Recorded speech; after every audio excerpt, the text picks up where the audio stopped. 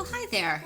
Thank you for joining me for another episode of Intuition, Your First Sense. And one of the reasons that I say that with the beginning of each episode is because one time I was listening to a podcast from this great guy in Australia. He no longer does it, but it was a running podcast. And he had said to me, sometimes I'm out on a run and I have them loaded up and the next one's going to play. And I just like to know what one's coming on. I'm not going to remember all of the theme songs that people have chosen or their opening and everything. And I thought that's a great idea because it's clear from the beginning that, hey, this is what you're going to be listening to. And I know there are a couple podcasts that I listen to that if I was in mixed company just because they're free with their expletives, I wouldn't want a younger kid listening to and stuff. So just a little behind the scenes of why I start out that way. And I just love inviting you back in. And if this is your first time listening, thank you so much. This is a podcast where, while there's some coaching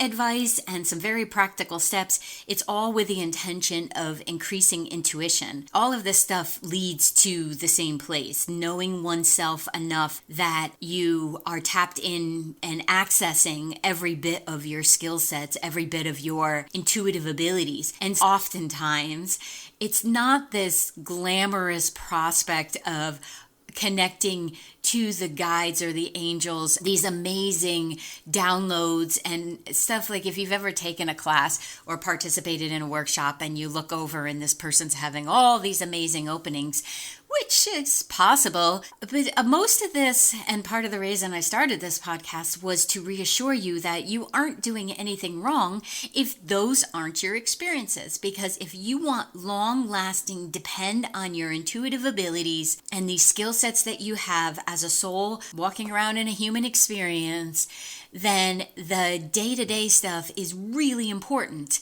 And the episodes or the experiences of the angel bumps, the awarenesses, the smacks upside the head where you really have some clarity about your own life, well, you know what? They are not every day. They are not every time you sit down to do an oracle card reading for yourself. Is it even clear? Sometimes I'll be looking at the cards going, I have no freaking clue what this message means. And you put it away. I tend to keep the cards face up on the deck, the ones I've pulled the last time, because I'm likely not going to remember which ones were pulled, and then when I go back to it, I have clarity. So I want to bring about the everyday acknowledgement and awarenesses of what actually goes into being connected and hearing your soul and working with your own knowing abilities and everything, and not to sugarcoat it or put all this fancy love and light around it. Like there's a magic wand somewhere that all of a sudden you are able to telepathically connect into that person who's across the subway from you. Well, that's rude. Don't do that anyway. But the teachings that were out there and the things that I was seeing that can actually lead you to a place of misinformation if you don't develop these skill sets of patience, really. And one of the reasons that I'm bringing this up now is because the topic of today is actually boredom. And sometimes people will say to me, well, yes, I do that for a little bit, but then I forget to go back to it. And sometimes I want that massive experience all the time. It's just such an energy rush. And you know what? You can't live there and have it be sustainable. You'll fry your motherboard. So sometimes people say, well, I just get bored with the everyday practice of asking myself, what do I want? Or using the cards or sitting with some crystals. I get bored with that. And it's like, you know what? I don't always love doing the dead bug, but boy, does it give you a strong back and good abs. And if the intention is to have strength in the long term, you do have to put in the everyday or, a couple times a week practice. I understand that in our society, we tend to be very goal-oriented, need to celebrate everything. At least that's the message of the last decade or so. And I think it does a misservice because the beauty is in those in-between spaces. And the pride, really, the spirit pride, is in showing up for yourself day after day and committing to whatever growth it is that you'd like to have. So of course, there may be times where it feels like more of a burden to do something than to avoid it. Well, hello, that's why streaming Netflix and everything exists. And I'll talk about that later. But I don't want to BS people. I want you to hear that there's some effort required in this. And had we been taught this since childhood, we likely wouldn't think of it as any effort. Most of the time we walk from place to place if we're fortunate enough to be able to move on our own physical self that way, and we don't think about it. You just go. And the intuitive ability is much like that. But when you first started to walk, you had to, first roll over and then get up on all fours and then scoot and then cruise and then take those scary, scary steps. And then eventually you could pick up the pace and maybe you could run a little bit. That's what intuition development is about. And there's a lot of fun that can happen in the middle. And this topic came about not only because of those experiences, but I had someone in my life say to me that, was I ever bored? And I actually had to think about it because I feel like there's different levels of description for all of us, of course. But to actually feel bored in where I don't see possibility in the moment that I'm in, no, I don't feel that. I may want to avoid whatever it is I need to address. I may want to scroll and just stream some stuff too to not look at what might be bothering me. Yes, that I have felt. But boredom? No, because each moment has a possibility, and maybe that possibility is me taking a couple breaths and slowing down, and that in and of itself is a gift. So boredom, I don't think so. And I actually said back to him, and I will admit right up front that this is a very pompous statement, but it made me laugh. So I think that there's always truth in what we're saying. So I said to him, you know what? Only boring people get bored. And then I thought, wow, that's really judgmental, Vic. And then I thought, well, is it? I mean, can we be truthful here? If you are someone who's saying, I'm bored, well, then I'm probably going to find you a little boring, because where's your creativity? Where's your curiosity?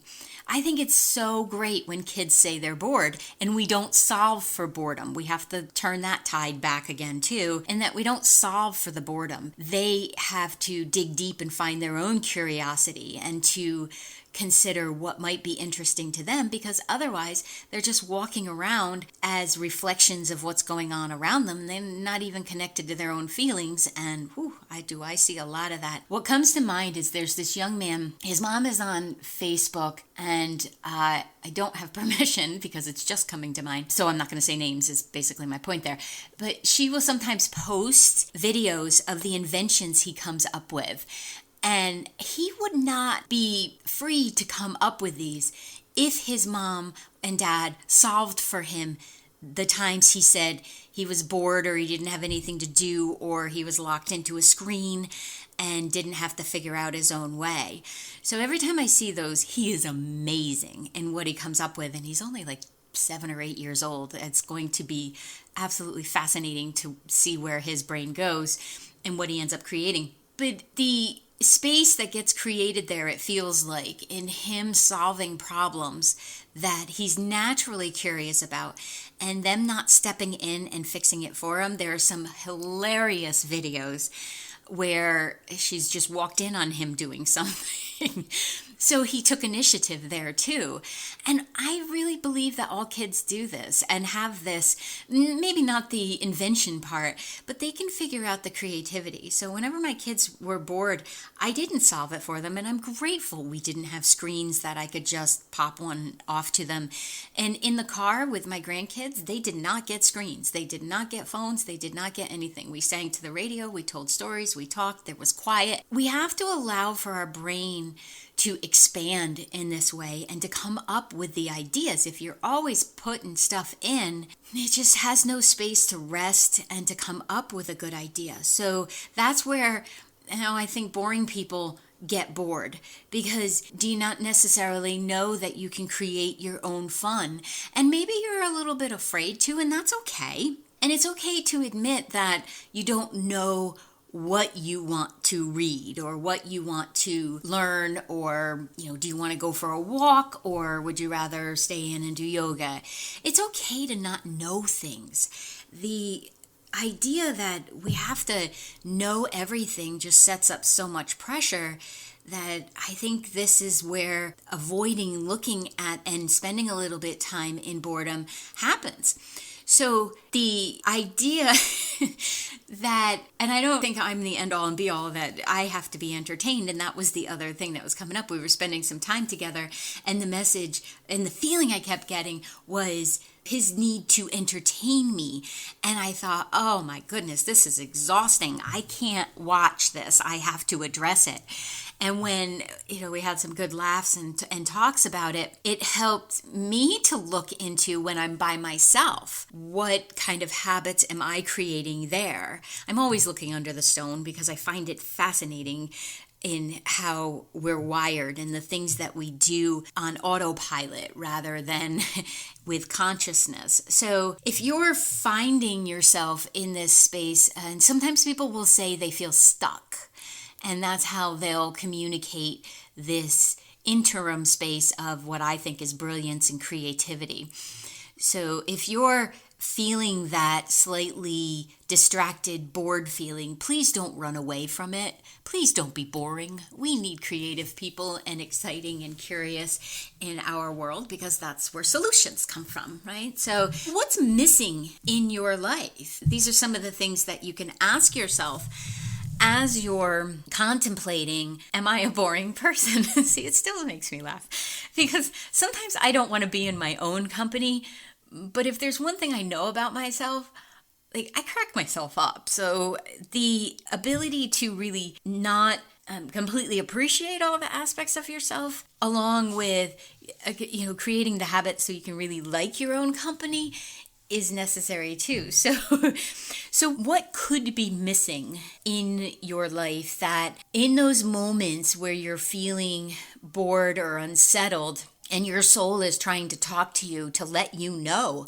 what could be, increased or what is missing? Asking that question is important, and trying not to get attached to whatever the answer may be. Definitely not judging yourself because you haven't figured it out up until that point. But if you can feel that slightly resistance energy that's in being bored or distracted or antsy, it shows up so differently in different people. So I don't want to label what your feeling is, but if you're feeling a little bit of discord, you do want to stop and pause and ask, well, what could be missing here? Is there life lacking meaning? Is there a contribution that you would like to be bringing the world, or you would like to bring your own world, but it's just not showing up for you? So it's important to be able to ask about what is the meaning, and not necessarily what's your purpose in life. Go back and listen to the purpose episode, because I totally dispel that one. But what brings joy to your everyday? Because when that's there, the feelings of discord or what's missing or boredom or whatever the manifestation is are likely to be less, because you're just so stinking tuned into your life that there's not a lot of room for boredom. I used to think that the strength exercises and everything were so boring, and I used that phrase. And I'd much rather be doing cardio or spin or something along those lines. And then when I hurt my back and I had to do these exercises, I absolutely, in order to move forward and not continue the issue, because when something is minimized or hurt, we have to strengthen. And the good place of that was to get some muscles working together. And I used to think it was so boring. And I've been doing them now for about 5 months, 3 months really consistently. And I'm really, really enjoying the fact that I'm not running all over the place, because I don't have to pay attention to my breathing as much, because I'm not as out of breath. There are certainly moves that take me a moment to recover, especially with a mask over my face. But I'm really enjoying the pause that happens there, especially if you're holding a plank for more than a minute. You better figure out where to put your brain, because it will start yakking at you. So listening to that voice, that excuse I was giving myself of this is so boring, was because I was avoiding it. And then what avoiding did was give me a weak musculature that allowed my disc to explode. Kind of got off on a rampage there, didn't I? But that's what I mean by listening to self, finding those moments where your consciousness talks to you and not pushing it aside or ignoring it. And what is the meaning behind anything that you're doing? I'm not saying you have to spend your whole day in contemplation, but so many people are so disconnected, they don't even know what's going on, and then within themselves, and then they wonder why they're sad or disappointed or bored. So what's the connection that you have to make with yourself, and how can you be inquisitive about that?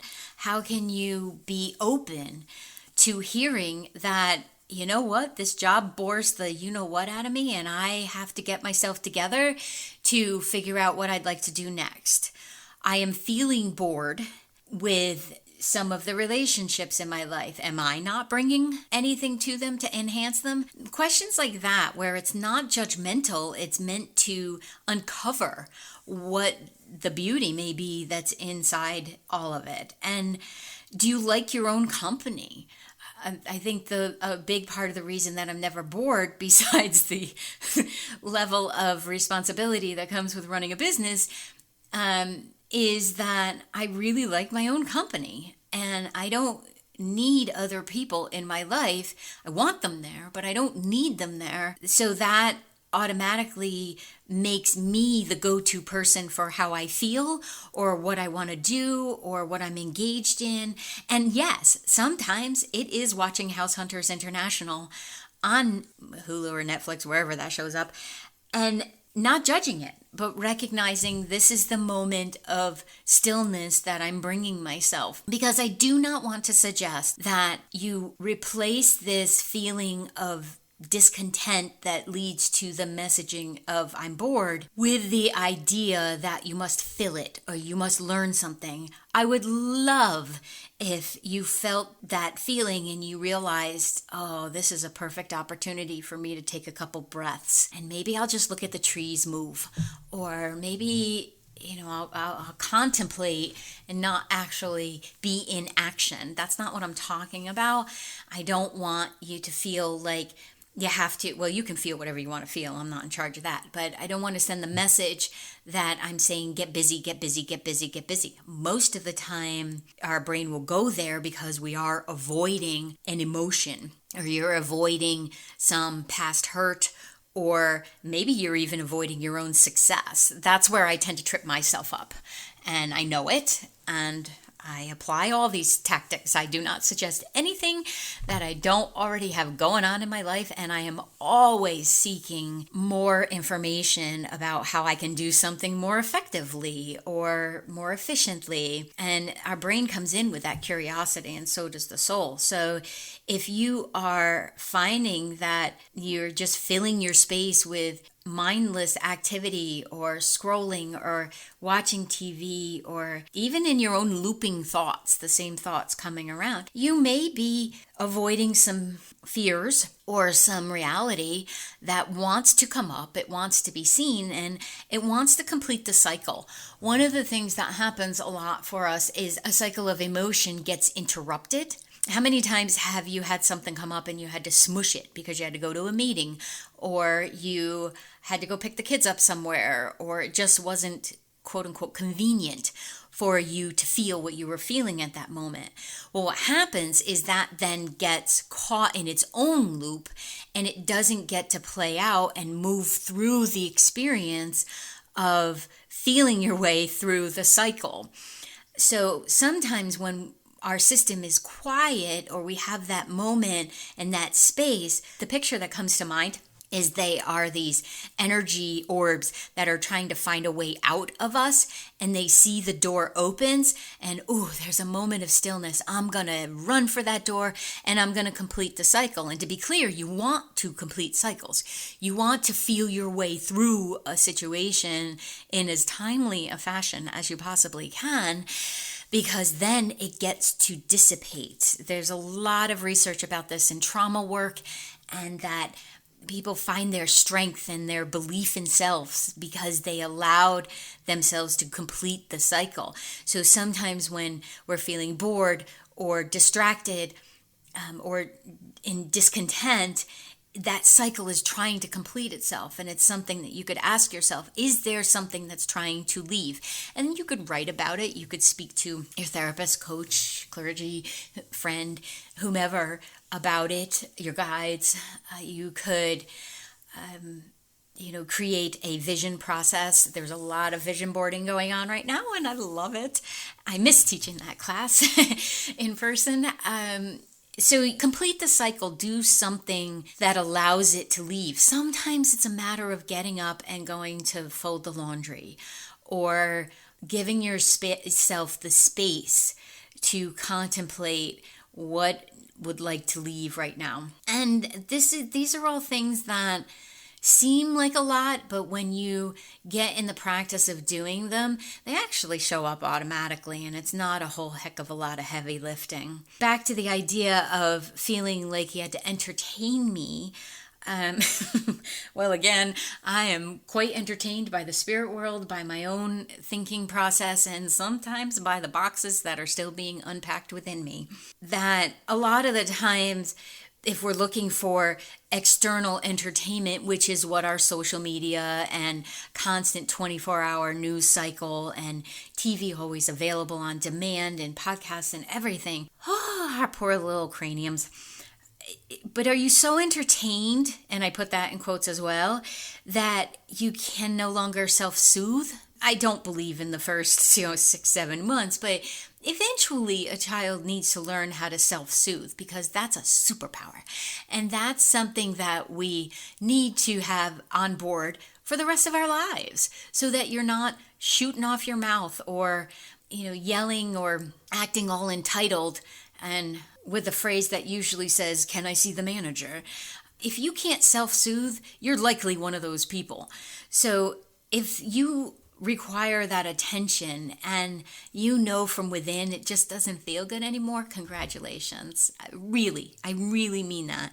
That's a lot to admit to ourselves, that I have been allowing the external world to dictate my own happiness and who I am. And you can see it in did I get this many likes? Did my post get shared? Did this, did that? And it's sad to me, actually, that we're so externally focused that we could be abandoning the internal, and it's the internal that allows us to be so healthy in the external world. So if you find that you sometimes feel this boredom or discontent or discord within yourself, but then you immediately reach for something to squish it or distract it, then take that moment and actually breathe. 30 seconds. Just give yourself 30 seconds to breathe and ask, rather than reaching for the sugar, the food, the alcohol, the cigarette, the TV, the phone, whatever it is, rather than doing that, commit to yourself that you're going to ask, "What's up, kiddo? What you got going on?" And you know what? You might find that you haven't had any water that day, or that you really are hungry. Probably should get some protein in. You may absolutely find that it's very practical, because you are a human also walking around on this planet. But you may also find that you miss yourself. And what is showing up as an energy of boredom is actually your soul trying to connect with your human self. And it will need a moment for you to allow it to come through that door. So if you have gotten into the habit of what I call acquired attention deficit, playing games on your phone or being so fixated on what some celebrity who is probably asking these same questions of themselves, but is so fixated on the external that they're creating the cycle for themselves and others. If you are practicing that acquired attention deficit where you can't focus or you choose not to focus, then this is a really good time to pause and ask your own soul to join you in this journey, because you agreed to do it together. And the human conditioning is wonderful. It's fine. It's great to have a feeling of what I'm experiencing now is not enough. I think it's fantastic to feel that, because that is your own expansion saying, there's more for you out there, kiddo. There's more for you in here. What does that mean? But you have to be willing to ask the questions and then wait for the response. And the response is coming from self. So if you're in the practice of avoiding and all of that, it might take an extra loop around the block. So just be patient. The ability to connect with your intuition most certainly requires you to be able to appreciate when there is a disruption in the flow of energy. And that disruption, as a human, often will come through a feeling of, discontent. So it's recognizing it and then not judging it and not making it a bad thing. Like if something doesn't feel good, it helps us to move. It helps us to shift and change if we're open to that. And if you're willing to see the challenge in it and see the fun in that challenge. So you can continue to distract and avoid if you'd like. That is your choice. However, if you would like to really connect with that first sense, your intuition, you have to be willing to listen to the human element of you too. They have to go hand in hand. And I do hope for you that you use this year of 21 of being exploratory, of being curious, of opening yourself up to what am I feeling now, and not judging what you're feeling, but using it as a GPS to how would I like to feel. And this is one of the energies that presents itself often, I think, and can be so helpful. So thank you for listening. And this is episode 99. How stinking exciting is that? So episode 100 coming up, and I have some ideas of that, but I'm not really sure what it's going to be about. And I am so grateful that you're listening and that I get to do this, and I get to meet all the amazing people that it's opened the doors to, and then the ones that have come on that I've interviewed and been able to introduce you to. And then also just, I feel like we have these conversations. I know I'm talking to myself on a lot of these episodes, but I really do feel like you're right there listening and communicating back with me. So when I get into the flow of consciousness, I feel that, and I'm so, so grateful. Thank you very much, and I will see you in the next episode. Thank you for listening to this episode. If you're interested in Wisdom Wednesday, feel free to go to the website, vickibaird.com, and check under booking, and you'll find the information there to sign up for the subscription. I am so grateful that you listened to this episode and that you're participating, and I hope you have more of an understanding of how values and our intentions can lead to completing some goals, which then allows us to feel fulfilled. I wish you all the best and be well.